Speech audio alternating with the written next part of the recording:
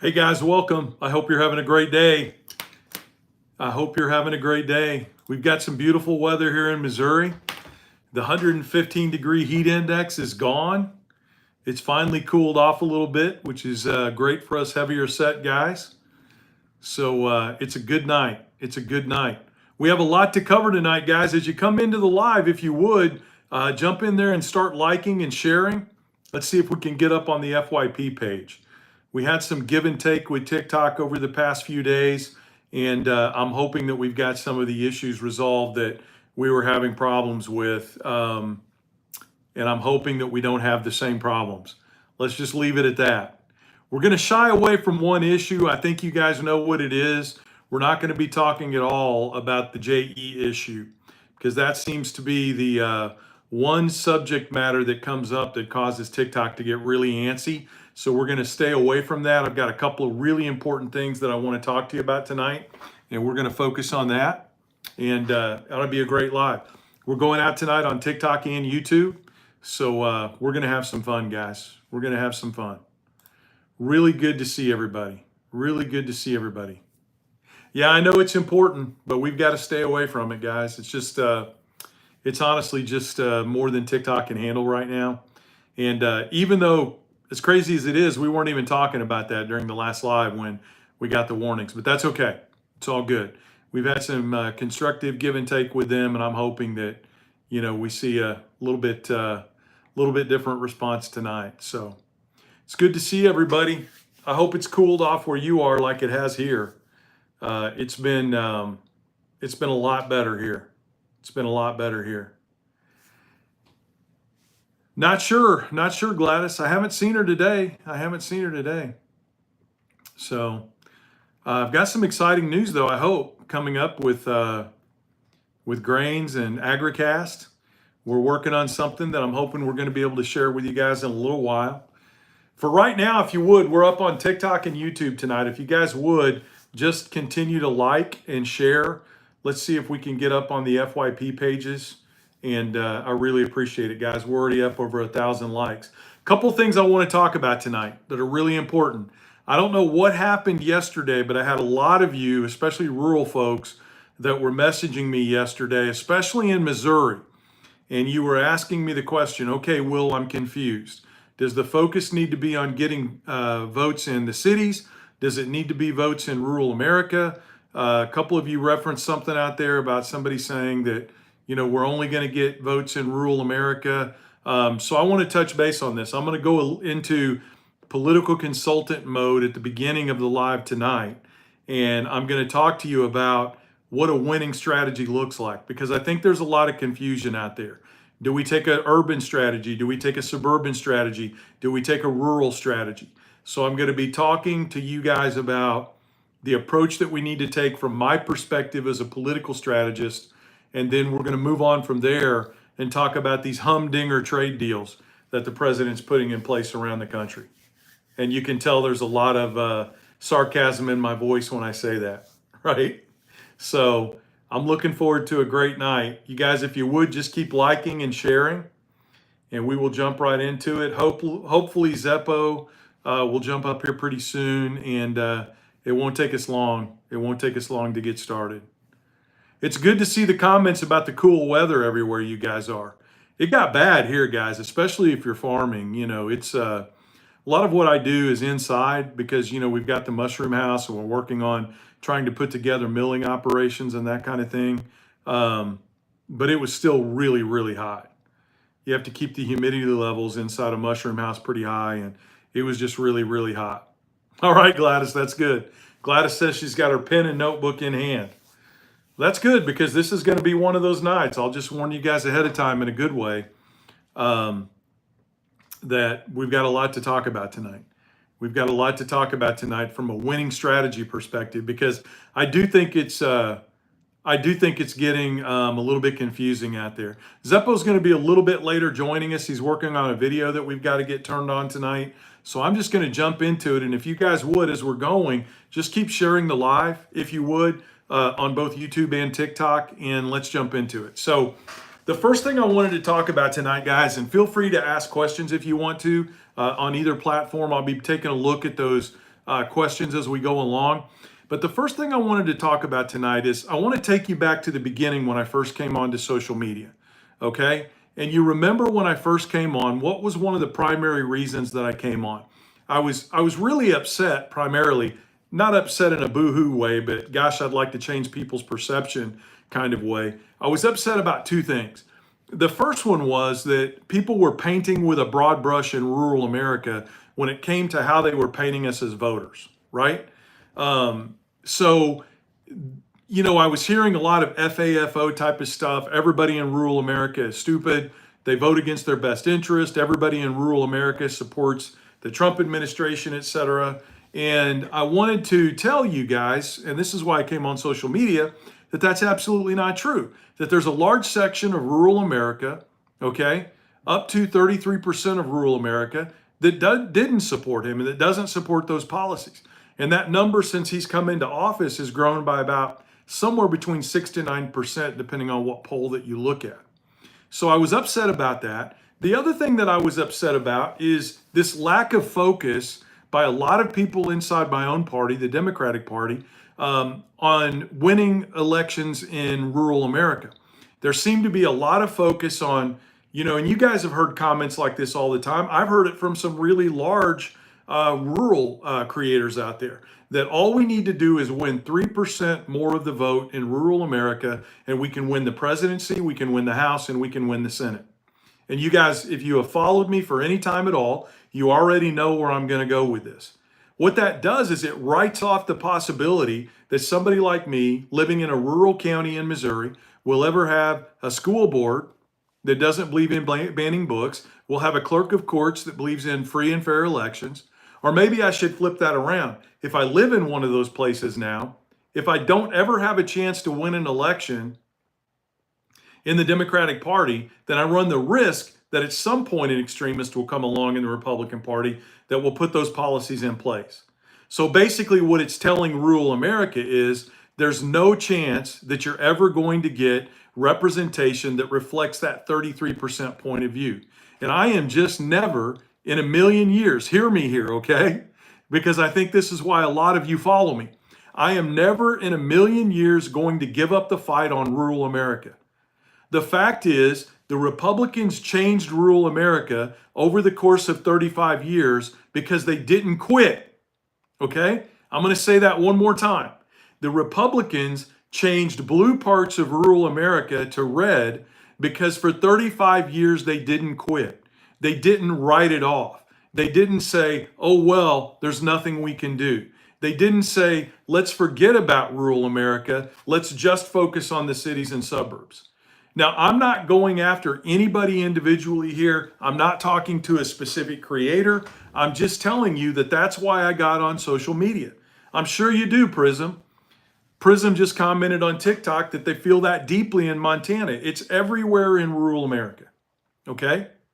We can't give up on using the 33% that did not vote for these policies that are so detrimental to rural America. You know what you call that 33%? You don't call it a write-off, you call it a foundation. Okay? It's a foundation. It's a foundation that you can build on. It's a foundation that you can grow. It's a foundation that you can turn into activism. It's a foundation that you can use to chip away at that 67 to 72%. And it gets smaller and smaller and smaller. And the number of people voting for good policy in rural America, it grows and it grows and it grows. There was a great comment on TikTok, unrealized potential. I love that. I love that. Unrealized potential. So the bottom line is, this is why I came on social media. Now, I sound like I'm getting fired up at individuals, and I'm not. I'm fired up about the topic, okay? I want you to understand that as I go through this. I am not just saying this for lip service. I love all of the other rural creators out there, okay? Each of them has a skill set and a talent that they bring to the table that I don't have, that only makes us stronger and stronger, okay? But here's the point I want to make tonight, and I'm going to show you why in the numbers. So get those notebooks out and pay attention to me, okay? I'm going to show you why in the numbers. This is the point I want to make tonight. It is not a choice between urban, suburban, and rural. You are not going to win these elections with an urban-only approach. You're not going to win these elections with a suburban-only approach. And you are certainly never going to win back rural America if you don't take a rural focus. But you're not going to win red states and turn them back into blue states if you think that you can do that only by changing minds in rural America. Give me a blue heart if what I just said makes sense. You cannot turn a red state blue, a purple state blue, if you take the focus that you're only going to focus on one of the three geographic areas, urban, suburban, or rural. Awesome. I see a lot of blue hearts out there. Okay, why do I say this? I say this because I think there are a lot of people who are strategizing in urban and suburban America that are writing off rural America. It's the old straw piece in the mouth, hayseed approach that says, we're never going to win rural America. Why try? You try because it's the right thing to do, number one, and you do it because the Republicans did it and we're a hell of a lot smarter than them, number two. You have to take a three-leg to the stool approach in order to make this happen over the long run. Our votes do matter, Susie. Susie makes the comment on TikTok that our votes do matter. Okay, let's talk about the numbers. I think what might have happened yesterday, I'm not sure about this, is that there may have been a video that gone out there that basically said, we've already gotten all the votes we can get in our big cities across this country. Rural America is the only place we're going to find them. What do I love about that? What I love about that is the focus on rural America, that we're gung-ho. Because you guys know when I came into this, when we started the Back 40 and you all jumped on board, thank you again for doing that. That wasn't the opinion out there. Almost every rural creator, I can't think of a single rural creator out there that I followed when I first came onto TikTok that basically didn't just have an FAFO attitude toward rural America. Even the people that live there, okay? What I don't like about that approach is that, again, it's not either or. You don't give up on increasing the vote in urban areas while you focus on rural America, okay? All right. Why do I say that? Well, let's start out with St. Louis. I know this is going to be hard for Jaffs, and I know for some of you others, but if you don't mind, I want to use my own state of Missouri as an example because these are numbers that I crunch every day, okay? These are numbers that I crunch every day. I do rural races all over the country, but I know the state of Missouri really well. So what I want to do tonight in the beginning here, I want to talk to you about the differences in numbers in urban America and in urban St. Louis, for example, and I'm going to compare that to the numbers in my rural county of Polk County here in the state of Missouri. And I want to talk to you about the differences in the numbers, and I want to talk to you about the differences in the strategy and the approach. And what I'm hoping I'm going to accomplish tonight, guys, what I'm hoping I'm going to accomplish tonight is that by the time I finish, you understand two things. You understand that we have to have an urban, suburban, and rural approach to winning back states like Missouri. And number two, that we have to have a different type of focus on how we win back the rural areas of these states. So this is my goal for tonight. Give me a blue heart if it makes sense, what I'm going to try to accomplish tonight. I want to start out and I want to talk about the city of St. Louis, okay? And I want to use St. Louis as the example tonight because it is an overwhelmingly blue city in the state of Missouri, okay? The vast majority of the vote in the city of St. Louis. Now, for those of you that aren't from Missouri, we break this down in two different ways, okay? If you were to go to the Secretary of State's office and you were to look at the vote in the state of Missouri in the general election, it breaks that down by the city of St. Louis and by the county of St. Louis, okay? What I want to talk about tonight to start out with, I want to start out and talk about the city of St. Louis, all right? There are 219,641 registered voters inside the city limits of St. Louis, okay? There are 219,641 voters inside the city limits of St. Louis. There are about 93,000 people inside the city limits of St. Louis, which is an overwhelmingly blue area, that are over the age of 18 and are not registered to vote. Okay? Let's round it up to 100,000. There are about 100,000 people inside the city limits of St. Louis that are over the age of 18 that are not registered to vote. What do we know about those individuals if we register them? Anybody want to make a comment? How do you think they're going to lean? If we were to register them to vote in a city that's 75% Democrat, if we were to register them, how do you think they would typically vote? Let me see your comments. I know it lags a little bit, so I'm going to give you time. That's absolutely right. Ding, ding, ding, ding, ding. We got some smart people in here, okay? They would lean left. They would lean Democrat, okay? Now listen, that's a pool of 100,000 potential Democratic voters in there. If you consider the fact that St. Louis, let's just round it and say it's 70% Democrat, that means that's a potential pool of 70,000 Democratic voters in St. Louis that you could get to get registered and push them out to vote, okay? If you have any questions along the way, just ask them, guys. I'll answer, all right? Only 52.94% of registered voters in the city of St. Louis showed up to vote in the 2024 general election, okay? You see where I'm going with this? So in the city of St. Louis, you have two potentials for Democratic voter growth, okay? In the city of St. Louis, you have two potentials for Democratic voter growth. And I bet you could name them now, right? The first one is you've got a pool of 80 to 100,000 voters out there. 80 to 100,000 individuals out there over the age of 18 who are not registered to vote, living in a city that's 70% Democratic. That's a huge target. That is a huge target in a good way, okay? That's 70,000 people living in a blue city that are a Democratic voter target, that are just sitting there on their hands for whatever reason. Maybe they don't feel like the Democratic Party's talking to them. Maybe they've given up hope because promises have been made over time that have not been kept. Whatever it might be, you have, number one, a pool in St. Louis of 70,000 potential Democratic voters that you have to go after.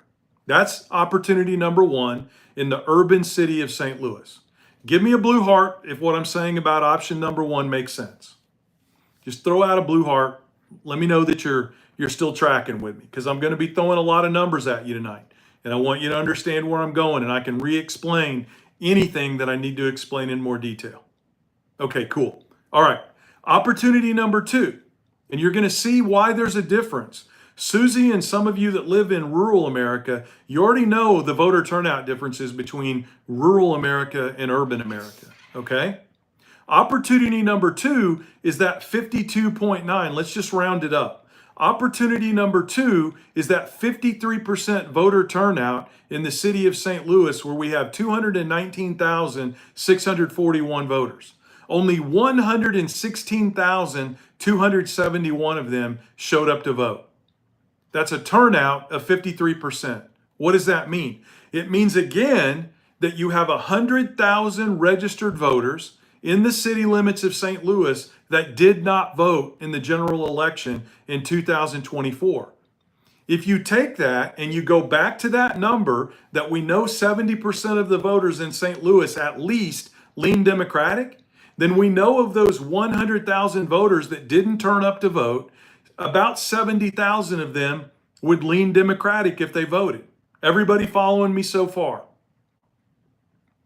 What that tells me as a political strategist is that in the city of St. Louis, between people over the age of 18 who are not registered to vote and people who are registered to vote and are not voting in a city that leans 70% Democrat, that tells me that I've got a potential pool of Democratic voters out there waiting to be motivated and registered, or registered and then motivated, or they're already registered and just need to be motivated, of 140,000 potential Democratic votes. Okay? between people that are not registered and lean Democratic and people that are registered and don't vote, in that urban city of St. Louis, I've got a potential voter pool of 140,000 voters that are not voting. Give me some blue hearts if that makes sense. I'm going to ask you to do that a lot tonight, guys, just so that I can tell you're tracking along with me, okay? All right, awesome. Awesome. I see a lot of blue hearts.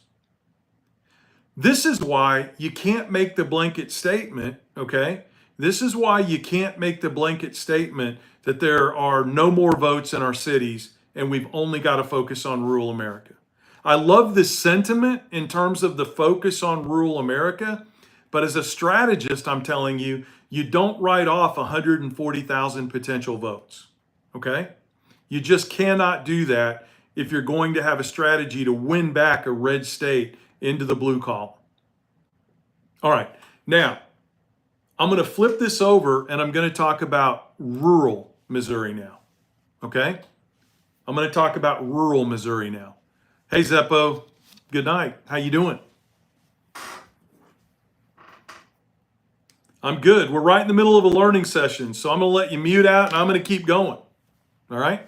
Okay. So now we're going to talk about urban America. We're going to talk about rural Missouri. And I'm going to use my my county that I grew up in, Polk County, Missouri, as an example. Okay? And some of you have heard me use this example before. Now, I want you to listen to the difference in voter registration. Okay? And I want you to listen to the difference in voter turnout.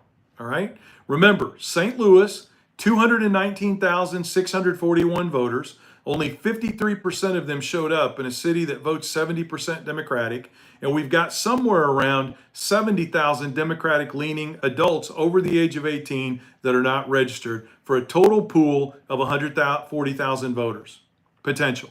Okay? Now let's turn it to Polk County. In the county that I graduated high school from, there are 21,779 voters. That's the entire county. KWF, we're just talking about the city of St. Louis in the comparison. So in the county that I grew up in, that I graduated from high school, okay, we had 21,779 registered voters. 15,826 of them showed up to vote in the general election. That's a voter turnout of 73%. You bet, no problem, KWF. So do you hear the difference? What two differences jump out at you there? Let me see some comments here. I want you guys to participate tonight. What are the two big differences that jump out in those numbers that I just gave you? Number one, that's the first one. It's a great turnout. There is a 20% improvement in turnout from urban city of St. Louis to rural America. That's number one. Susie, I'm going to include MAGA showed up. There you go. Buckeye just hit the second one. All right. Buckeye just hit the second one. So you guys have nailed it. All right. There are two differences here. Number one, you've got a much larger pool of available Democratic voters in one, and you've got a much higher turnout in the rural Republican area.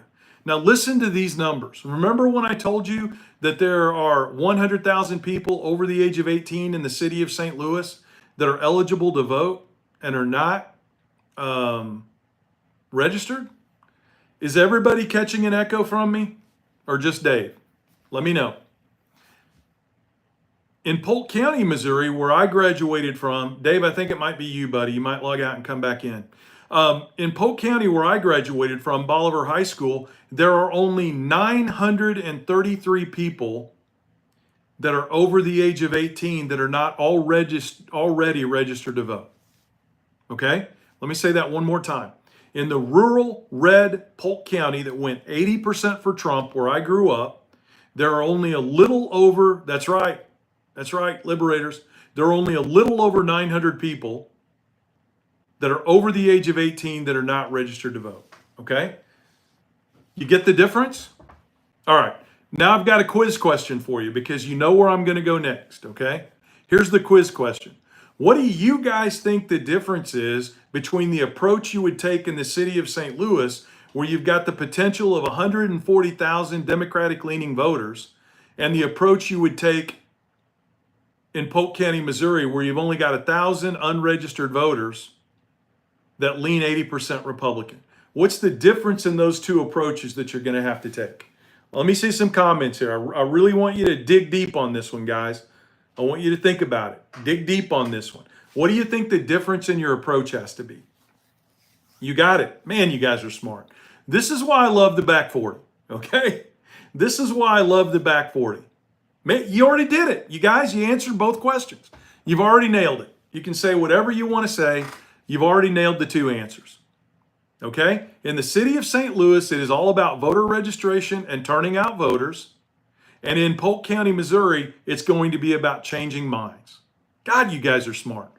This is not, I'm not patronizing you. I mean this. You guys are just smart as hell. I love it. All right? Every one of you could be political consultants. All right? You nailed it. You nailed it. That's exactly right.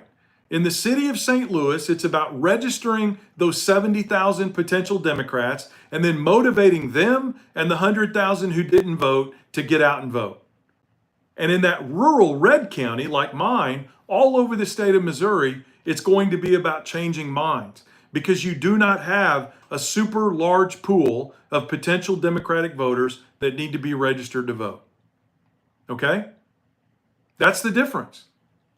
So not only do you take a single line strategy, not only do you not say, I'm only going to focus on urban, I'm only going to focus on suburban, I'm only going to focus on rural, you have to focus on all three if you want to take a red state and you want to turn it blue.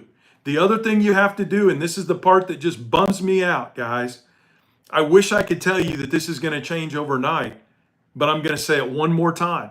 They took 35 years to convert these blue parts of rural Missouri red. And it could take us that long to win them back. And we've got to be in it for the long haul. I may not even be here anymore, but we've got to build up the coalition and the infrastructure to do that so that those of you that are younger than me that are already coming along and making your voices heard and the ones that are going to follow you are able to do the same thing. It's a long game. And I'm in it. I'm in it till I'm pushing up daisies. And I'll do everything I can with the back 40 to help build the infrastructure to make it possible for you to keep going too when I'm gone. And when you're gone, for the next generation to keep going as well. But these are the differences in strategy. So I want to make it really, really clear, guys, okay? I am not coming down on any creators. No, I'm not. I don't care if they're urban. I don't care if they're rural. I love all of their voices, okay? I love all of their voices. But I'm just telling you, I want to really encourage you not to buy into this message that there's only one way to turn a red state blue. It's going to take an approach that's built for urban America that focuses on registration and conversion of apathetic voters. And it's going to take an approach in rural America that involves changing minds. And I'm going to get to the uncomfortable part in just a minute. And you guys already know where I'm going to go with this. I'm going to get to the uncomfortable part in just a minute. Just stick around. It's going to get uncomfortable in a minute. But we have to take that approach. It has to be holistic in nature. It has to be broad. And it has to be all-encompassing. All right. Throw some blue hearts in there. Give me a yes on YouTube if what I'm saying makes sense. Give me a blue heart in TikTok if what I'm saying makes sense. Okay? That's what I'm looking for. All right? That's what I'm looking for. Because we're going to move on to the uncomfortable part of the conversation. But hey, let's be honest, guys. That's why you come here. Okay? That's why you come here. Perfect. Perfect. Perfect. Perfect. I love it when we do this, guys, and you guys are getting it, and you're on fire, and I'm on fire, and that's what's happening tonight. And these are my favorite lives because you're engaged, you're giving me the answers that I'm looking for. I'm feeling pumped up about the topic, and I hope you can hear it in my voice because I can see it in your comments. All right? Okay, let's get to the uncomfortable part. Is everybody ready? Everybody take a deep breath. I'm going to get to the uncomfortable part because this is the part where some of you may disagree with me, okay? Because this is where I catch a lot of heat from the Democratic Party. Let me rephrase that. This is where I catch a lot of heat from my fellow Democrats, okay? I don't want to say it's the majority, all right? but this is where it gets a little uncomfortable. If you've only got 900 people in a county like Polk County in rural Missouri that can be registered to vote, and that's in a county that leans 80-20 Republican, then that means even if you register all 900 of them, right, 80% of them are probably going to lean Republican. They're going to lean red. The only way, I want you to listen closely to me here, the only way you can turn a rural red county blue is if you change minds. I'm going to say that one more time, because this is where I get blistered, guys. You know this. I see you going in there and defending me in the comments all the time. The only way you can turn a rural red county blue is if you change minds. All right? It's absolutely okay for you to disagree with me, but in this one case, I'm going to make an appeal to authority and tell you that I'm right. And the reason I say that is because in Polk County, in the rural part of Missouri where I grew up, if every single Democratic voter voted, if every single Democratic voter voted in Polk County, and you registered all 971 people over the age of 18 who are not registered to vote, and you registered them as Democrats, and they all voted Democrat, the Democrats still would have lost that county in the 2024 general election. I'm going to say it one last time, and then I'm going to give you some hope because I'm going to get into the numbers. I'm going to say it one last time. In that scenario, and it's all over rural parts of the country, guys, I'm giving you Polk County because typically the typical red rural county all over the country leans at least 70%, 65% red, and a lot of them are over 80. So the only way you can convert a red county to blue is if you change minds. Now, I want to preface the next part of this conversation by talking about something that is also going to make you a little uncomfortable. But here's what I want to say about it. I totally understand where the attitude comes from. Okay? Remember what I told you? Remember when I started saying that we have to be willing to talk to the other side, the people that are open-minded or at least willing to listen? What have I told you guys all along? That my good friend, who is the president of the NAACP in St. Louis County, John Bowman, what do I tell you guys all the time about when he says you can't meet these kinds of people halfway? When I talk about meeting people halfway, I'm not talking about racists. I'm not talking about schnazis, okay? I'm talking about the kinds of people that I'm about to put out there to you in numerics here in just a little bit, all right?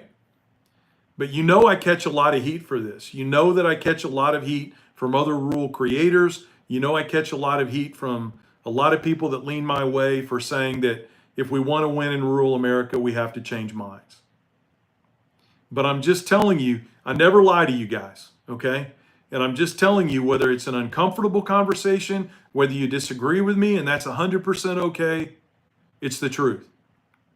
Now, what that forces us to do, okay, let's keep it real.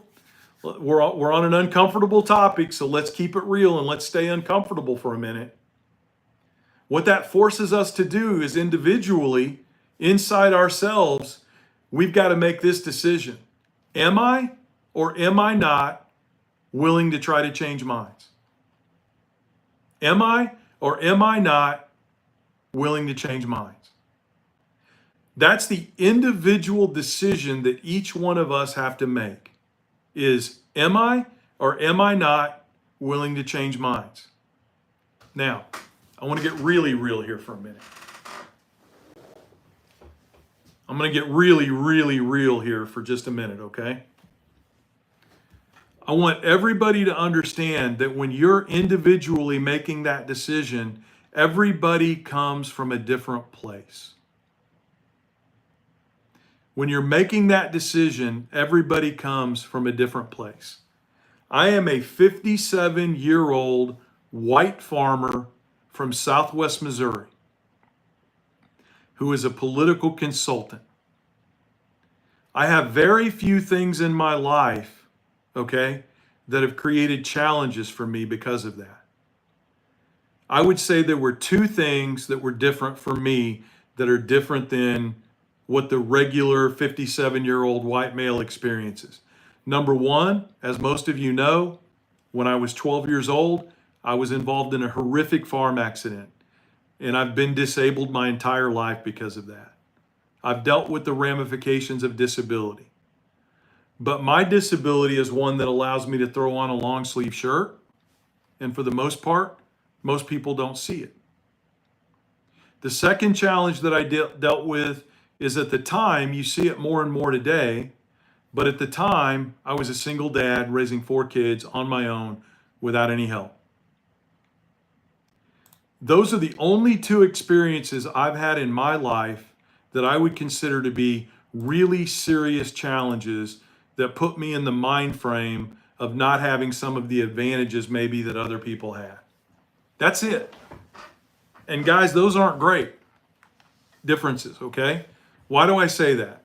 I say that because, number one, there are a lot. The whole time I was a single dad and I was struggling and I was trying to make ends meet, I was thankful to the good Lord above that I had an incredible job, because there were a lot of single moms out there doing the same thing with no help, just like me, working for minimum wage, having a really hard time making ends meet, in domestic abusive situations or escaping them. And there were a lot of people out there with disabilities that were much worse than mine. Okay, so now you're asking yourself the question, Will, what do you mean that when you have to make the decision, am I going to work to change minds in rural America, everybody comes from a different space? This is what I mean by it, and I'm just going to say it. If you are a marginalized person, if you are part of the LGBTQ plus community, if you are a woman who has been in the kind of relationship that you know what I'm talking about, I don't want to get the live band, but you know what I'm talking about. If you are a person of color that has been denied a loan, that has been discriminated against, okay? It is a much different process for you to make the decision to meet people at a point where you can change their mind than it is for me as a 57-year-old white farmer in Southwest Missouri. We've got to be honest about that. It is not a big step for me, okay? It is not a big step for me to reach out to a MAGA farmer in my area, or just to a non-MAGA Republican farmer in my area who voted for Donald Trump and say, I want to talk to you about why these policies are so bad for rural America. That is not an uncomfortable thing for me to do. It is not far outside of my wheelhouse. I am not stretching my inner soul to have that conversation. Somebody that falls into one of those categories that I mentioned earlier, that has been verbally, mentally, and physically abused, that is a much, much more difficult decision for them to make. And we need to honor that, and we need to understand it. It is a much harder decision for somebody who's part of the LGBTQ community that is listening to these people tell them that their lifestyle is wrong, that their choices are wrong. They're calling them choices, not me, okay? Understand that. That is a much different decision for that person to make, to be willing to change minds. Why do I say all this? I'm telling you something you already know, most of you. Some of you don't. Some of you were like me. I had to learn these lessons by talking to marginalized people over the last 35 years that I've been trying to support them in their battles. And I'm still learning every single day. I'm still learning every single day. Why do I say this? Why do I bring it up? Because there are going to be people who, for legitimate personal reasons, say, I can't do that with you, Will. I will go into that city of St. Louis. I will register blue voters. I will try to get blue voters out to the polls, but I cannot go and try to change minds with you in the environment that wants to see me gone. I cannot do that. And we need to respect that. We need to understand that. We need to have respect for the people that experience that and they're willing to go out there and fight to change minds, and we need to honor that.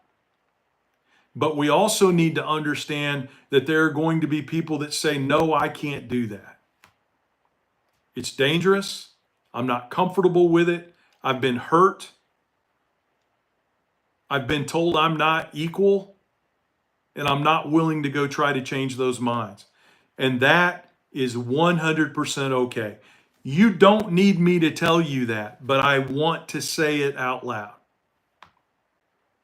You do not need me to tell you that. My opinion does not make a bit of difference in regard to how you feel about the topic. But I want to say it out loud that I get it. And I want to say it out loud because I want other people to understand it as well. Not everybody is going to be able to come with us on this journey of changing minds, but they are going to loop arms with us, and they are going to fight every day side by side with us when it comes to registering people that lean blue and getting them to the polls. All right, let me back away from the seriousness for a minute. Does everybody get what I just said? Are you still tracking with me? Did what I just say make sense? And it's okay to disagree. It's 100% okay to disagree. Give me a yes if you're on YouTube. Give me a blue heart if you're on TikTok. Just let me know that you're still tracking with me. Okay, good deal. Good deal. All right. I want to talk a little bit about the numbers out there, okay? I want to give you a little bit of hope now that minds can be changed. So here's Will, the 57-year-old small white farmer. Wait a minute, I didn't word that right. Here's Will, the 57-year-old white farmer who does small farming in Southwest Missouri. He's just told me that if I can do it, if I have the ability to do it, if I have the heart to do it, if I have the strength to do it, he wants me to go out there with him and help him change minds in rural America. Now, Will, give me some hope that there are minds that can be changed, right? This is the next part of the conversation. Will convince me that there are people out there in rural America whose minds can be changed. Before I straddle up, before I step up onto that horse, convince me that there are people out there whose minds can be changed. There are. I'm going to start with one really good example that's an easy example to track and understand, okay? Let's talk about school boards and school districts in rural areas across the country. And let's talk about how many of those school districts. Thank you guys so much for the follows and the gifts and the subscriptions. I really, really appreciate it. We're trying to grow the subscriptions back up to 500 now that TikTok's worked out some of their problems. So I really, really appreciate it. Let's talk a little bit about school districts, okay? In rural America, there are somewhere between 5,000 and 7,500 rural school districts. All right, let me say that one more time. In rural America, there are somewhere between 5,000 and 7,500 rural school districts. Now, you think there would be an exact count, but different organizations count the school districts in different ways, okay? Because some of them will not count a rural school district if it's close to or part of a metropolitan area. But the overall number is, okay, somewhere between 5,000 and 7,500. Now here comes a quiz question. Everybody pay attention. This is another quiz question. Out of those 5,000 to 7,500 rural school districts out there, how many of those districts do you think have a book banning policy right now? Out of those 5,000 to 7,500 rural school districts out there, how many of them do you think have a book banning policy in place right now? Just throw a number out there. 1,000? Half? 50%? 40%? All of them? 2,000? See a lot of numbers. 5,000? Over 50%? Okay. I'm going to give you some hope here. Only 474 of those school districts have any kind of book banning policy in place. Okay? Under 500. That's a big wow, Lori. That's a big wow. Less than 500 have a book banning policy in place. Do you see where I'm already going to go with this?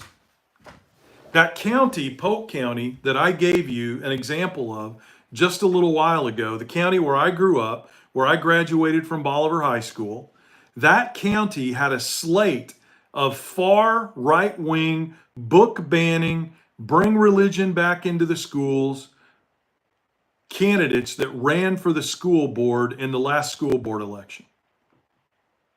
Let me set the table for you. Polk County, Missouri, Bolivar School District. All of this you can validate with your own Google search and a little bit of research. Okay? 80%, I think it was 78%, but 80% of the voters in Polk County, Missouri, where the Bolivar School District resides, voted for Donald Trump. At the same time they voted for Donald Trump, there was a slate of far right-wing candidates running for school board that wanted to ban books. They wanted to aggressively reinsert religion into schools. There were 3 of those candidates that ran. How many of them do you think won? How many of them do you think won? Out of those 3 far right candidates that wanted to carry out that agenda, how many of them do you think won in that county that went 80% for Donald Trump? That's right. Some of you heard me talk about this before, and some of you are just really smart. None of them. 0. Those same Republican voters that voted 80% for Trump voted down, overwhelmingly voted down all 3 of the candidates that wanted to see book banning and religion put back in the schools in that same county. Do you see where I'm going with this? I think you do. I think you see where I'm going with this, okay? The voters, all right, listen very closely to what I'm about to say.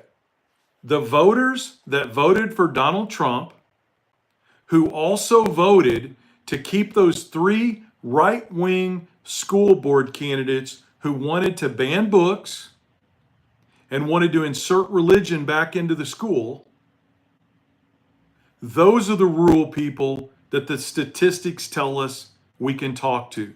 Those are the minds that could possibly be changed. Nicole, you made me laugh with that comment. Nicole says they're only half nuts. But do you get my point?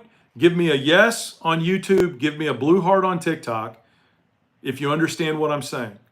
Those voters that voted for Donald Trump, but also voted against the 3 far right-leaning candidates who wanted to ban books and wanted to insert religion into the schools, those are the people that we can talk to. Those are the minds that can be changed. Now, what's the hard part? Good deal. You guys are tracking with me. I love it. What's the hard part? Okay. The hard part is nobody holds up a sign in Polk County, Missouri that says, I voted for Donald Trump, but I voted against these crazy school board members. Nobody's going to hold up a sign that says that. So the way we find out who those people are is we've got to do the hard work of canvassing and polling and all the other things that we do in urban areas and in suburban areas to identify who those people are and to make our case to them to see if we can get them to vote the right way. That's hard lesson number 1. It's hard work. And guys, that's what the Republicans did. They went door to door for years. And yes, they did dump their programs on right-wing talk radio. They did have Fox News, but they also went door to door for years in rural America to tell their story, to convince people that the Democratic Party didn't support them. And I'll tell you the mistake that was made on behalf of the Democrats, and I can tell you why I know it was a mistake, is because I'm holding my hand up high to say I'm one of the people that made the mistake. The conspiracy theories, the craziness, the abject lies, everything else that was happening, I had this mentality for a long time, for over 15 years, while all of this was happening, where I said, there's no way these people that I grew up with, who always got their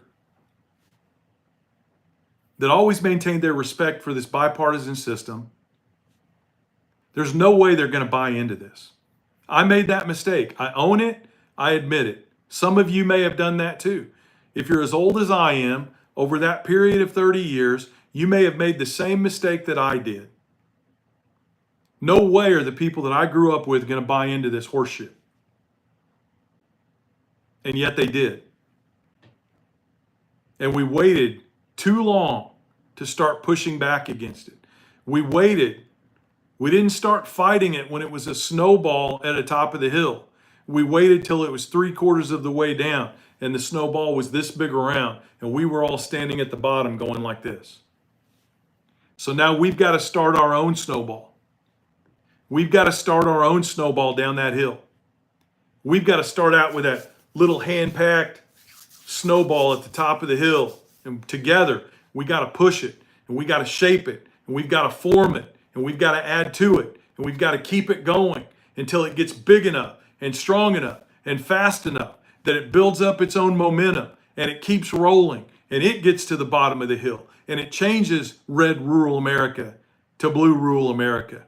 And we start voting for policies.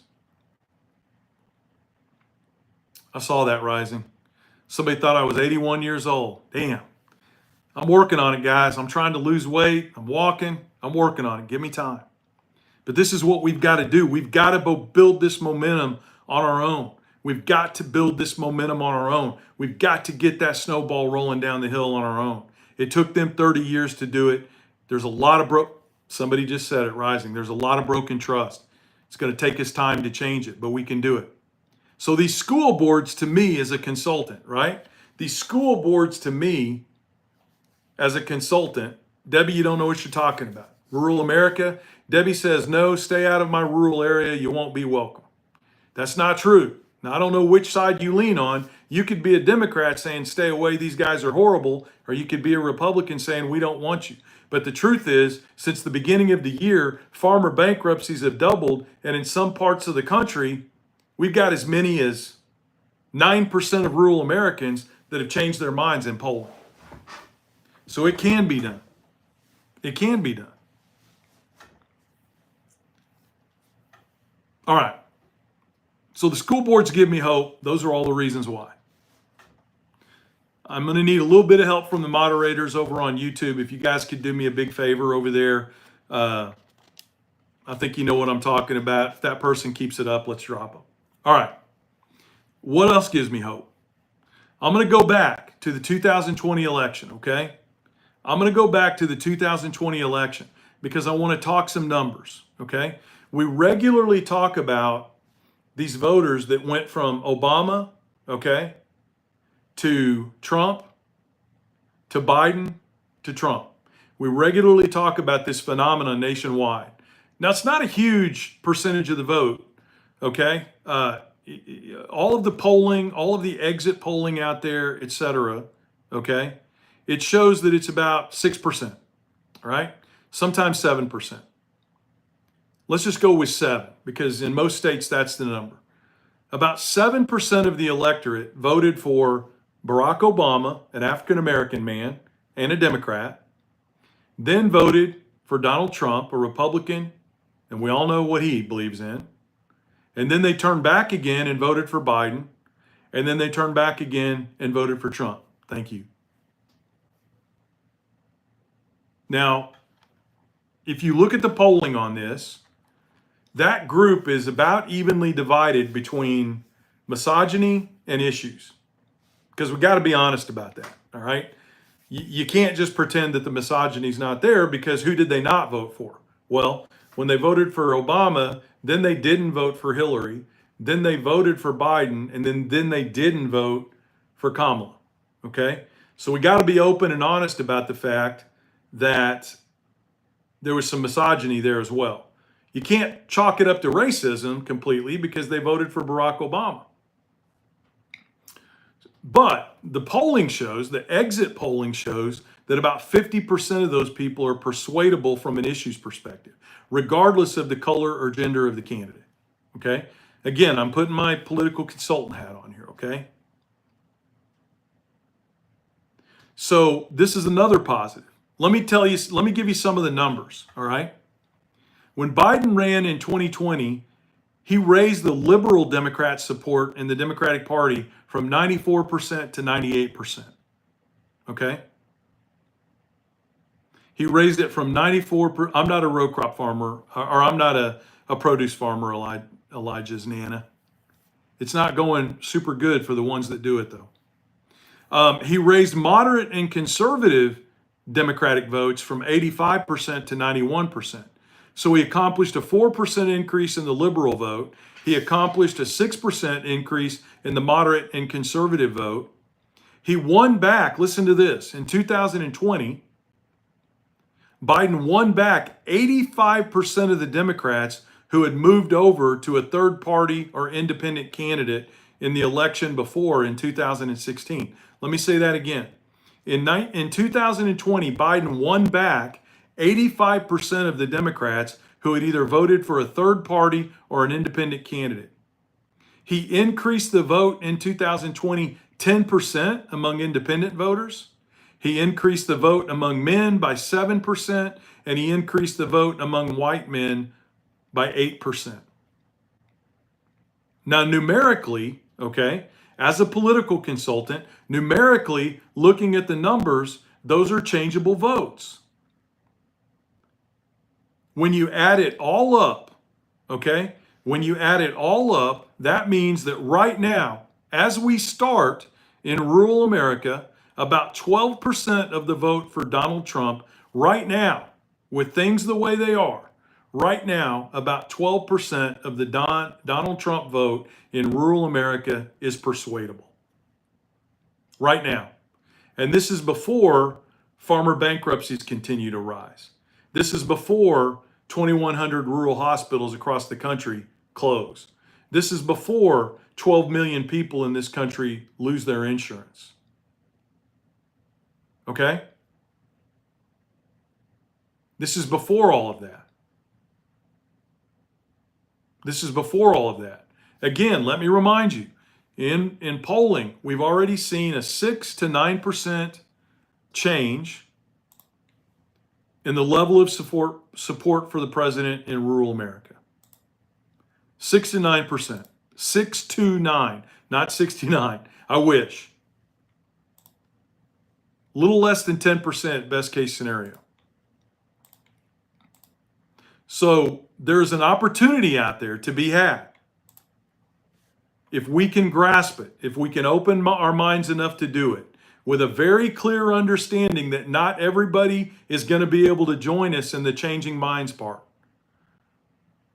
They're willing to stick with us on the voter registration and on getting people to get out and vote, the motivation part. But they're not going to be willing to go with us on the changing mind parts because of what they've experienced out there. All right.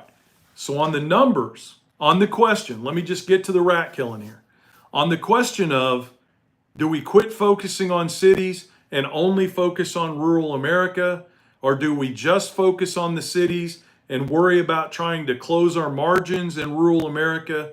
Neither one of those approaches is workable. Neither one of those approaches by themselves will be successful. Politics is hard. Again, I'm not being patronizing. I'm telling you something you already know. Politics is hard if you do it the right way. You have to have uncomfortable conversations. You have to go to places that you don't want to go to. You have to pay attention to people who you've ignored. Politics is hard. Politics is hard. All right. Let me move the puzzle piece here. And Zeppo, I see you in the comments. I was going to ask, could you come up before we move on to the trade agreement, Zeppo? I wondered if you could come up and just talk about some of the events we have coming up and that type of thing, if you don't mind. That would be great. Let me see if you're sitting in there. Maybe you requested and I just, yeah, you've been just, oh man. All right, let's get Zeppo up here, guys. I wonder how long he's been sitting down there waiting to come up. How long have you just been peacefully and patiently waiting?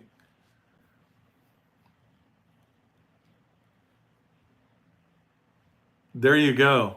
Sorry if I left you down there for a super long time. I apologize. All right. Hey, I got to do something, Zeppo. I've got to go get something to drink because I am parched after that diatribe. Would you do me a favor and talk about events and how people can support us? I'm going to grab that and I'll be right back. All right. All right.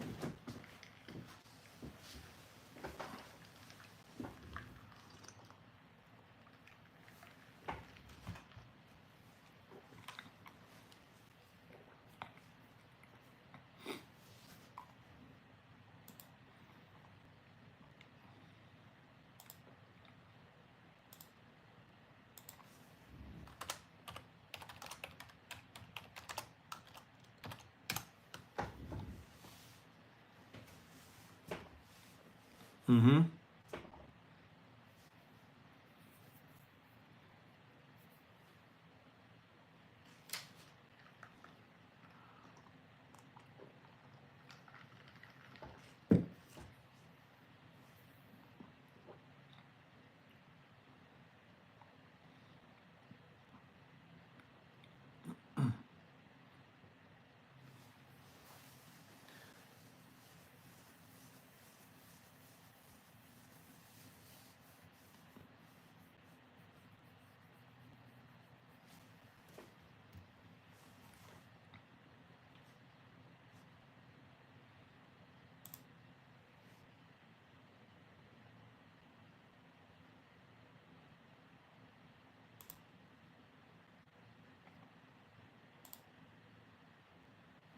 Help you in every one of these instances.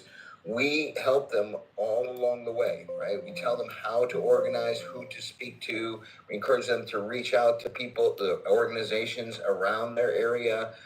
So it works out. That's right. You just got to take that leap and say, okay, I'm going to do this for my area, for my rural town.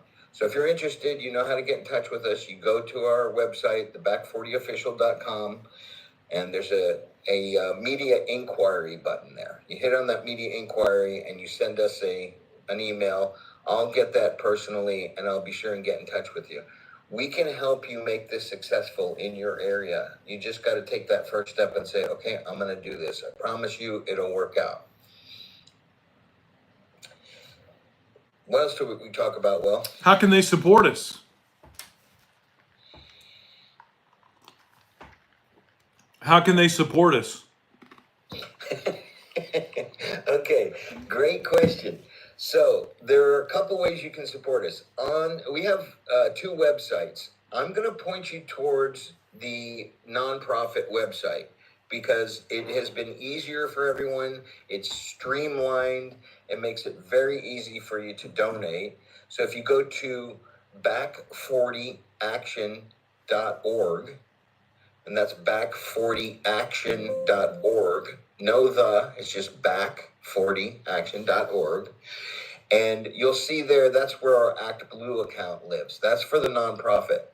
That's a great way to donate. So if you've got $5 in change and you need to get rid of it, that's a great place to go. You can send it to us that way. You can support us here on TikTok by subscribing. Yeah. That's a huge help, believe it or not. It's not very expensive. It's just a little bit every month, And it helps us just get all of this information out to you and keep showing up for you so that we can continue to educate and continue to spread this information. So those subscriptions are really, really helpful. It's better than the gifts, to be honest with you. The other way you can do it is sign up for our email list. If you go to our original website, the back40official.com. I know this is a lot of information. I'll put it in the chat in a second.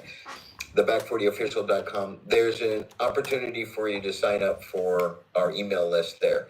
And we'll keep in touch with you and let you know about all these things that are going on. And remember, we've got a calendar too. On the back40official.com, there's a calendar that has all our events listed. Mm-hmm. And if you click on the event, you click on the date and the event name, then all the information for that event will come up. Where it's going to be, how to get involved, who you can contact. There's always going to be a local person you'll be able to contact so that you can find out everything you need to find out. If you're traveling, they'll be able to help you, point you towards motels and things like that.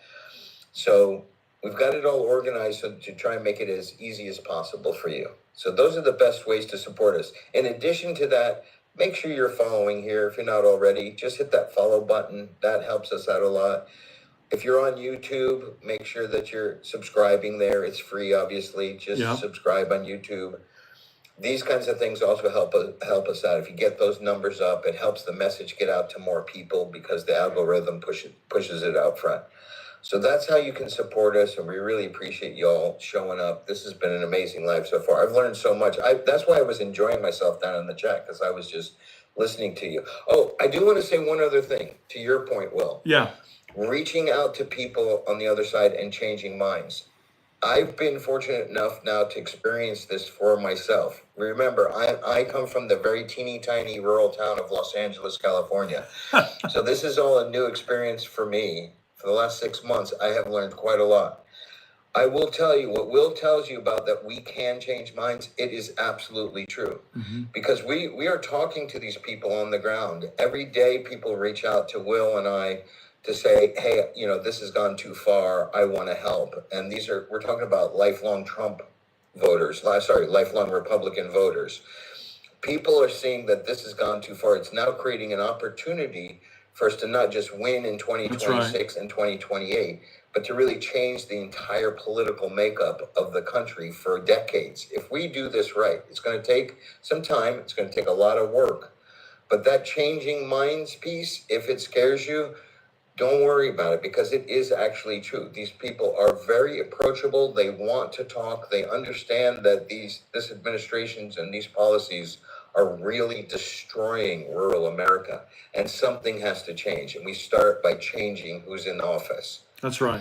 So I just want to encourage you, if you know those people and you feel up to it, don't be afraid of that, because they will engage with you in conversation. As Will always likes to point out, some of them are a little, let's just say, gone. We're not talking about those people. We're talking about people who are willing to have a conversation. It's worth you taking that chance. It's worth starting that conversation, because magic can happen there. Yeah, that's right. Zeppo, thank you. I can't hear you. Will, are you muted? No, I'm not muted. Thank you. Thank you very much. I appreciate it. So, listen, I really appreciate you covering all that. It's just really important that that everybody understands. Yeah, go ahead. Yeah.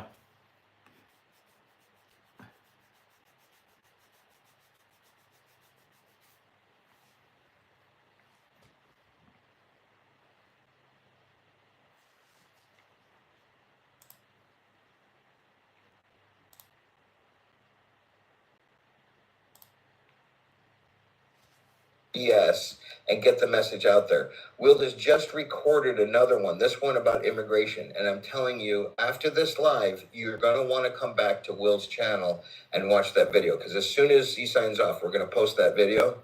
You're going to want to come back and watch Progress Action Fund's video. It is really powerful about immigration. And if you just go there, you like it, and repost it, you're going to want to get this thing out there, because it's really quite incredible. Sorry, Will, that's all I wanted to say. Okay, no, it's all good. It's all good. All right. Yeah, guys, if you get a chance, whenever we're done with the live today, I'm covering two topics today, but they're both very extensive topics, so they take a little bit of time. But when you get done, we're going to post that new video right after this live. If you liked the progress video that we posted last week, where it had the creepy Republican politician on there talking about healthcare, the one that they did on immigration, I think it's even better. And I think you guys will really get a kick out of it. And it speaks exactly to, the insanity of what's happening right now on the immigration issue. So if you get a chance, go watch that. I really appreciate it if you'd like it, and give them a follow. All right. I want to jump into tonight. I want to talk about the quote unquote trade deals that the president is putting together around the country, around the world. Now, you may be asking the question, Will, that's a big leap. It's a big leap from what we just talked about, that there's hope in terms of changing minds in rural America, to talking about the trade deals. Let me set this up for you by telling you what's really making me mad right now, and that's the media narrative on these trade deals, okay? So just listen to me for just a second. You tell me if you agree or disagree, but I am really, really tired of the media narrative that Trump is winning on these trade deals. I don't know if this is driven because they don't have an understanding about what a trade deal is supposed to look like.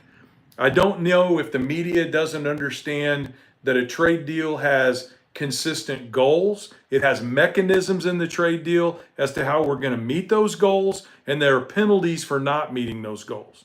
I will tell you that other than Fox News, I have not seen a single expert in international trade negotiation come on to any news channel and say that any one of these trade deals is worth a damn. I'm going to say that one more time. Other than Fox News, who is like a, attorney that just pays an expert to say what they want him to say, I have not heard a single international trade negotiator go on to any news source anywhere and say that these trade deals are any good. Why? Well, first of all, a trade deal is supposed to have a clear objective at its heart. And what do we know about these trade deals? Well, if I come onto a live and I say, I just talked to Zeppo today, and we've worked it out that we're going to go to New York City, and we're going to stand at the base of the Statue of Liberty, and we're going to have a rally for a better rural America. What's the one thing you 100% ought to be able to do to validate whether or not that's true? You ought to be able to pick up the phone and call Zeppo and say, Zeppo, Will just said this on his live. Is it true? And if it's true, Zeppo will say, yes. Will and I talked about that. We're going to go to New York. We're going to stand at the base of the Statue of Liberty, and we're going to rally for rural America. So what happened when these reporters went to the EU? What happened when they went to Japan? And what happened when they went to Korea? Sorry, not North Korea. What happened when they went to Korea and said, what are the details of this trade deal? Do you remember what they said? Because they just said it yesterday. We don't know. There are no specifics in the trade deal. As a matter of fact, only one of us has even signed the quote-unquote trade deal. Now, if you're in a partnership with somebody and you make a claim that you've reached an agreement with them, and you talk about that agreement, and then somebody goes to the other person in the trade deal or in the relationship or in the partnership, and they try to confirm that what you told them is true, and the other person says, I have no idea what you're talking about, that is not a trade deal. That is a president blowing smoke up your butt. All right? That's what that is. That's a president that wants to do the same thing that he did with those JE binders that he had, all those binders he had out there before the last election that were full of empty paper. That's a guy that just wants to hold up a piece of paper and wave it in the air and say, this is a trade deal. This is a trade deal. And it's not. If the people that you partnered with to create a trade deal don't know what's in it, don't understand it, and only one of them has signed it, it's not a legitimate trade deal. Okay? On top of that, he's not winning on the economy because we're already seeing the signs of inflation caused by the tariffs. Only in America, with the media that we have here in so many different places, most of it right-leaning, the ones that are the worst, only in America could you put tariffs on products and cause the tax on that product as a result of the tariff to the customer to go from 2.5% to 18% and then make the case that that's a win for the American consumer. Let me say that one more time. Only in America could you put tariffs in place that take the effective tax rate on something that you're buying overseas and move it from 2.5% to 18% and say that's a win for the American consumer. Because, folks, that's what's happened. And I'm going to tell you the same thing I tell you every time I tell you. Don't take my word for it. Go out there and do the research. You can confirm everything I'm telling you. Just from May to June, the inflation rate went from 2.4% to 2.7%. You do the math in your own head. What's a 0.3% increase on top of 2% every single month until the end of the year? In July, it's 3. In August, it's 3.3. In September, it's 3.6. You get to the end of the year and you're staring at a 5% inflation rate, and that's just at the end of his first year in office. But lo and behold, to some in the media, because 2.7 looks a lot like 2.4, well, the inflation rate really hasn't changed that much. Well, it's kind of like the old axiom, give me a penny a day for 100 years and double it every day. Would you rather have that or $1 million right now? And a lot of people say, give me the million, not realizing if they take the penny a day doubled, they get hundreds of millions.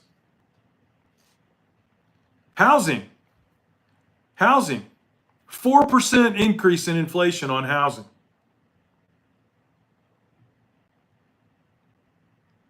The earnings gain to offset that were only 3.7%. So after just a few months, in 1 month, the purchasing power of a new home dropped by 0.3%. Take that, multiply it by 12, and then multiply that by 3.5.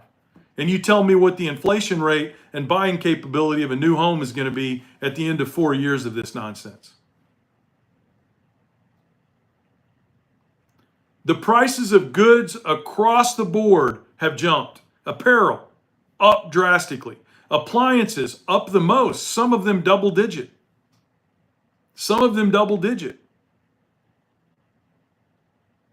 Footwear up. It's going to be back to school here at the end of August.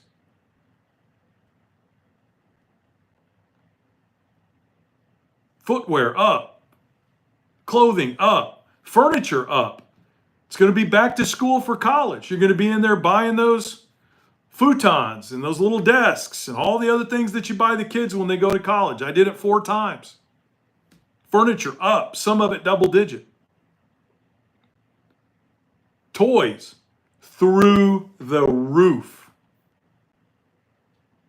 The price on toys, some of it's up by 25%. Now, I hear a lot of people say, big deal, it's toys, it's not Christmas. Okay, go out there and Google how many toys doctors' offices, daycares, schools, children's hospitals, go out there and Google the amount in dollars that these organizations and businesses buy in toys every year. And then add 25% in a tax to that because of the tariffs. And tell me it doesn't matter. And yeah, Lori makes a great point. I'm jealous of her. Lori makes a great point on TikTok. She says, I shop for Christmas all year. I'm the guy that's out there the last 3 weeks trying to buy everything at the last minute. But I get your point. Guess what's down? Trump says he's doing such a phenomenal job with manufacturing in this country. Guess what category is down? Tools. Tools is the only overseas category of goods that you purchase in the United States right now that has dropped. Why? Because the demand has dropped. Now, if manufacturing was through the roof, if manufacturing was taking off, if manufacturing was reaching new heights, if manufacturing was the new game in town, why would the inflationary pressures on tools be down when they should be up? Because it's all bullshit. We do not have a manufacturing boom in this country. And then you stack on top of all this, these ineffective trade deals that aren't trade deals, with no specifics in them, with no commitments in them, with no teeth in there to say this is what happens if you don't live up to your part of the agreement. Then you stack on top of that the inflationary pressure that's already happening. I'm giving you reasons why we need to fight here. I know you already know them, but I'm going to give them to you anyway before we end tonight. You stack on top of that a Medicaid cut and budgetary program that at the end of this year is going to end all of the subsidies that Biden added on to the ACA to help drive down health insurance prices in this country. Listen to me. Listen to me closely. I talked with somebody from a national healthcare organization at the end of last week who told me that the healthcare crisis that's coming in this country because of this big, beautiful bill is going to be so much worse than what we think it's going to be that they're scared to death. All of those additional dollars that Biden applied to the ACA for when you go out there, to apply for a plan, all those dollars go away in December. Right when you're sitting down to pick your plan on the ACA for next year, and a ton of farmers and ranchers and people in rural America do that, your rates are going to go up. I've already heard from my broker, Will, your insurance could go from $1,880 a month to over $3,000 a month. I'm not a poor guy like I was when I was a kid, but I'm not a multimillionaire. I can't afford $3,000 a month for health care. And I'm better off than a lot of people. So now I'm looking at catastrophic plans. How can I cover myself in the event that something really bad happens? And then how do I try to pay for everything else out of pocket?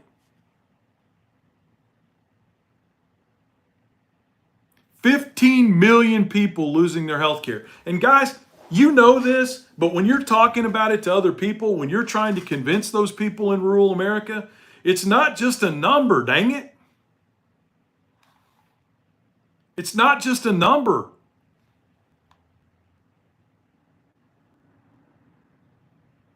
I had a surgery this past year that was a life-saving surgery that if I would have had to pay for it out of pocket was $87,000. $87,000. And I'm going to tell you the cold hard truth here right now, and you all know it's true. There are people in this country right now who, God bless them, if they had to make that decision and it meant taking their kids out of college or robbing the future from the people they love, they would make the decision not to have the surgery. You don't believe me? Go out there and read about these stories. They're everywhere. There are people in this country right now that would punch the final ticket to keep from having to take the future away from the people that they love. America, the wealthiest country in the history of the world. And these are the decisions that we're forcing on people. And you will never convince me in a million years that we can't do better than that. Never in a million years will you convince me that we can't do better than that. This is why we're fighting. This is why we're doing what we're doing on the Back 40. We can't stop. We're angry. We're upset.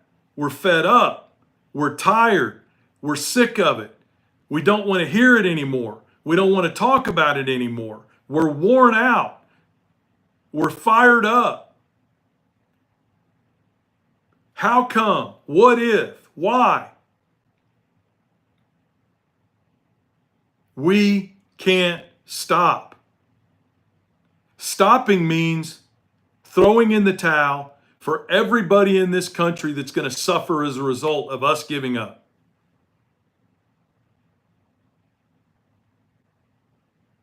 Stay in the fight with me. Stay in the fight with me. Stay in the fight with me. When you get tired, you lean on me. When I get tired, I'll lean on you. When we all get tired, we'll lean on each other. But we cannot give up this fight.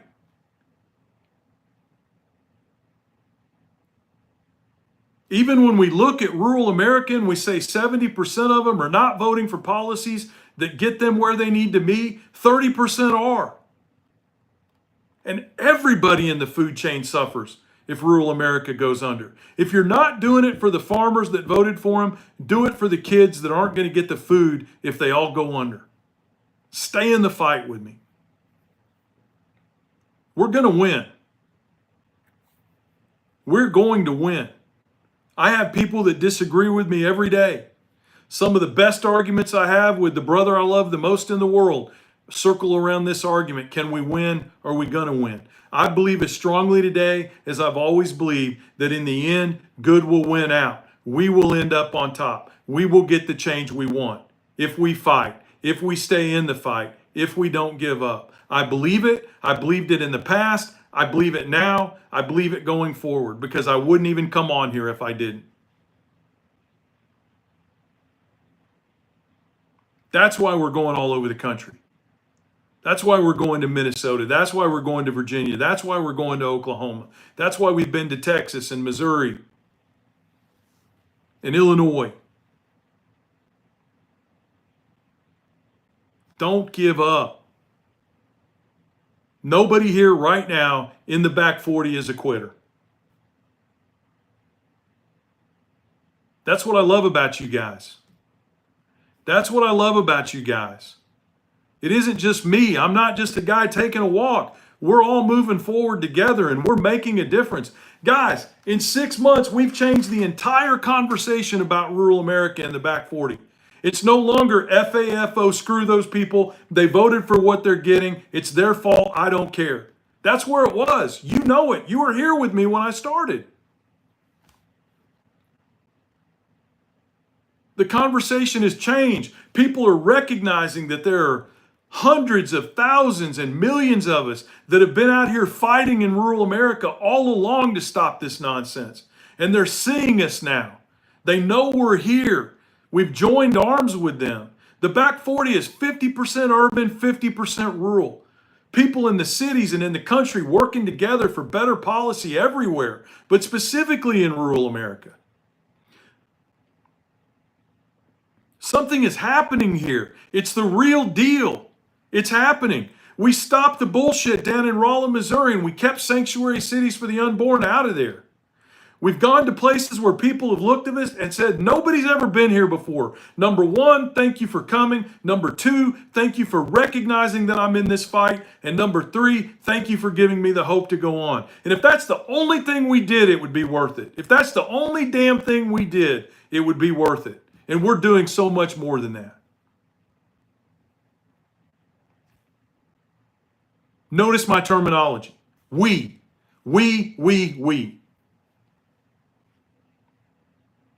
Any creator that says me, any organization that says me, any group that says me, walk away. Because here we got the we. And the we is stronger than the me, and that's not ever going to change. I love you guys. Keep fighting. Keep giving it your best effort. That's what I'm going to do. I don't care if I got to get 6 hips replaced. I don't care if my back hurts so bad that Zeppo's got to carry me around on his back everywhere I go. We're not going to stop. We're not going to stop. That's the bottom line. That's my promise. That's my commitment.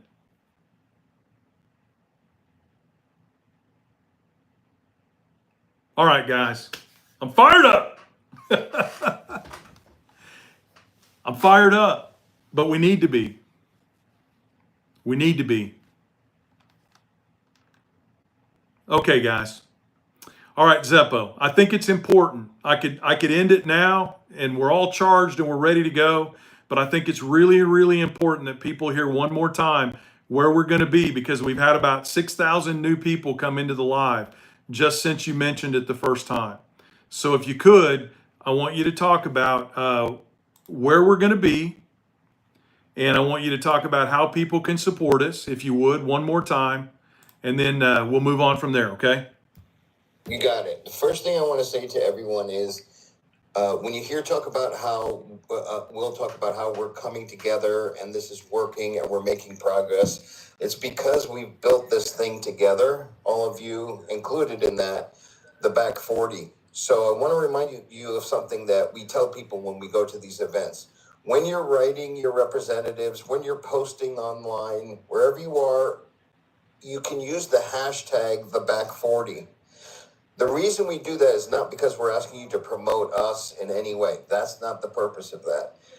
The one thing that the opposition is scared to death of is organizing. They're scared to death that we are all talking to each other, that we have a plan, that we are joining together our forces, that we are organizing. The more we use hashtag the Back 40, the more the needle is going to move. It helps people understand that, these people are serious. They're organizing together. So I want to encourage you, if you're writing your representatives, posting online, and you have something to say, consider using hashtag the Back 40. I always put it under my name whenever I'm writing to a representative or anyone, if I'm doing a cold call even. I always use it so that people know that we are an organization, and you all don't need any more permission from us than this right here. You have the permission to use it. Tell people you were part of the Back 40. So the next event we got coming up is in Oklahoma. And I told you that it grew out of one event. It was just one organizer out of Perry, Oklahoma, got in touch with us and said, I want to do something. I've never done anything like this before. Her name is Kate. She's fantastic. So we helped her pull things together. When she started to organize this thing on August 16th, Saturday, August 16th in Perry, Oklahoma at the town square, it's an outdoor event in their brand new town square there. The word got out and some students had heard about it. 30 miles north is the university there in Stillwater, Oklahoma. They all found out about it, got very excited and said, we want in, and they decided to do their own event. So now it's Saturday the 16th in Perry, Oklahoma, and Sunday the 17th in Stillwater, Oklahoma. So those are our next events. You'll find it on our calendar if you go to theback40official.com. We've got a calendar of events on there. You can find all this information there. The next ones that we've got in the works are both Minnesota and then Virginia. So we've talked to organizers down there. Again, it started with one person just saying, I think I want y'all to come to my town. Because as Will has pointed out many times, we have like a list of 150 places in some sort of stage of wanting to do an event. So we talk to them, we help them organize, we tell them where they can reach out to. We encourage them to reach out to the counties surrounding them and get other people who are interested, like-minded, to join them in organizing. That's what's happening in Minnesota. So we're going to be doing something in Minnesota in the middle of September. We'll have more details soon. And then Virginia at the end of September. That means, if you do the math, we're going to be in Oklahoma in the middle of August, and then not until the middle of September is the next event. That means there's a spot right there at the end of August where we can come to your town. So if you're feeling feisty and you're all pumped up like I am and like Will is, and you want to do something about this, get in touch with us. Go to theback40official.com. You'll see there's a button for media inquiries. You can click on that button and a form will come up and you'll send me a note. I'll get the note and I'll tell Will about it immediately. Tell us where you are, and that if you want to commit to being the key organizer there, we will help you. I promise you can do this. We will point you in the right direction. We will tell you how these things get done. We know how it works now. We know how it's most effective. We know how to reach out to the local news, to the national news, to get the word out.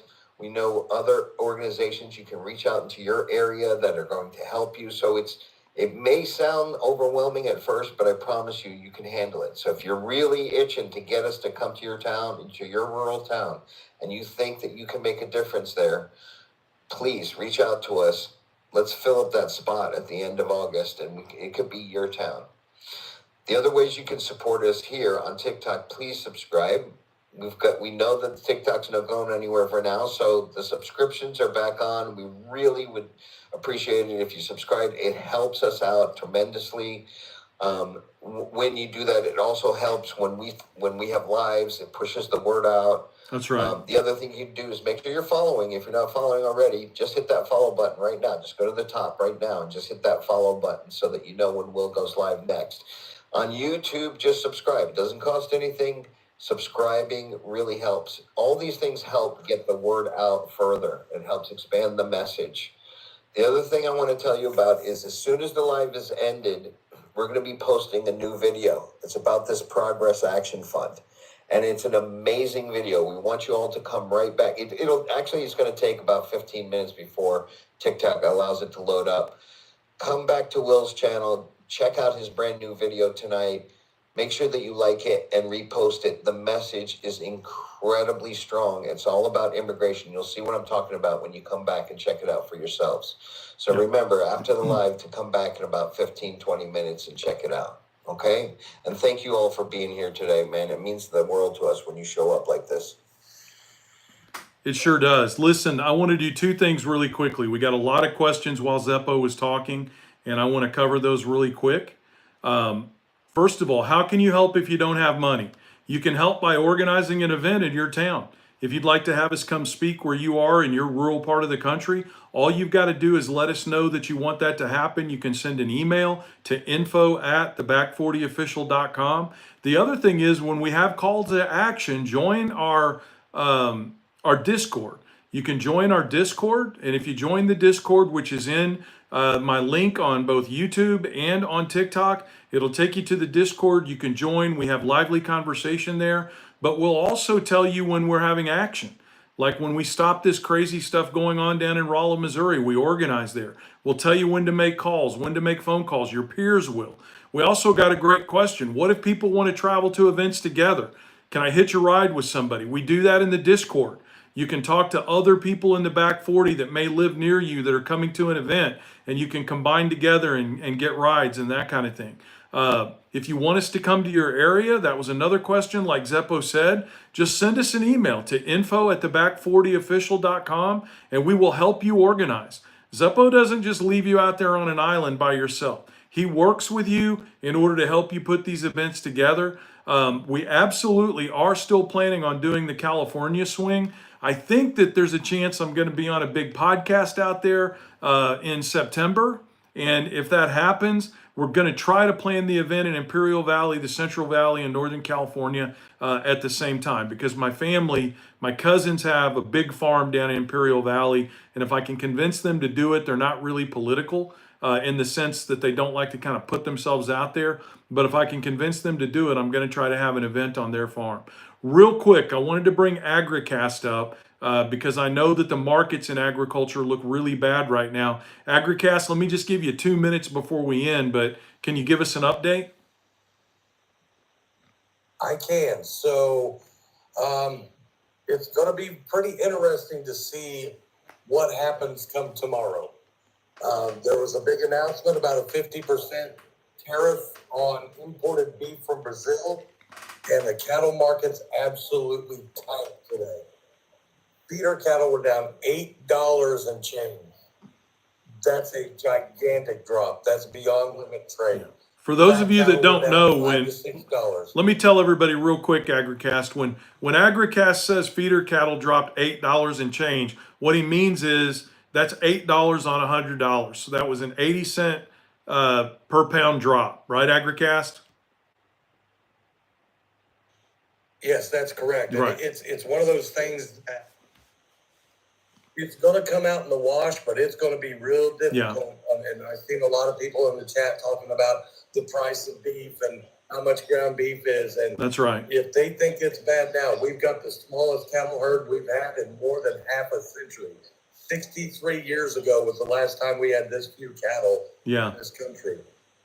And to take away one of our largest import of feeder cattle from Brazil, that's going to cripple the packers, and prices are getting ready to skyrocket. They're going to go through the roof at the grocery store. Before Yeah. Christmas, we're going to have $10 hamburger. Yeah. Think about that.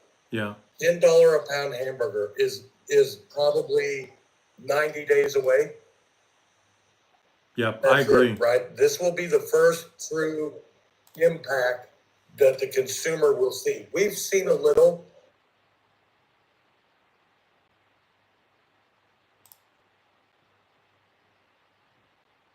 Yeah.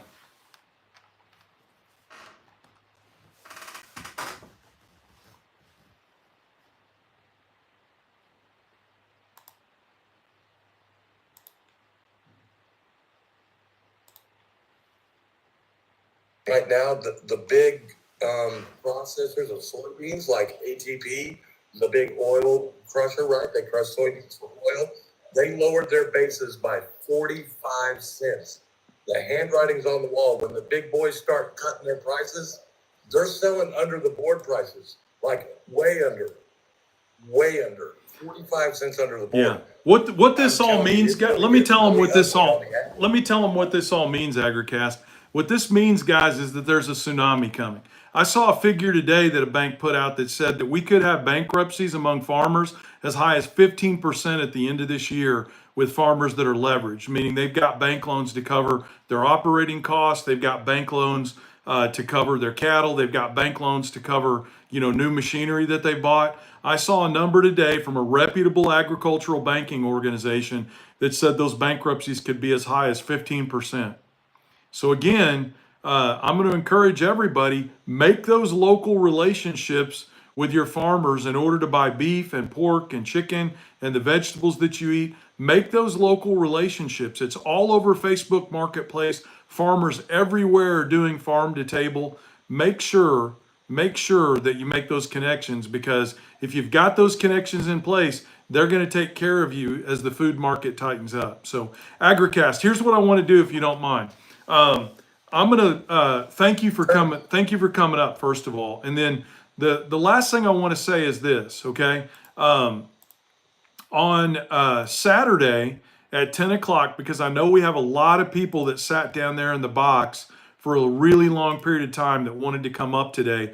On Saturday at 10 o'clock in the morning, and if you can't make it, you can't make it, I'm going to do an old school TikTok live.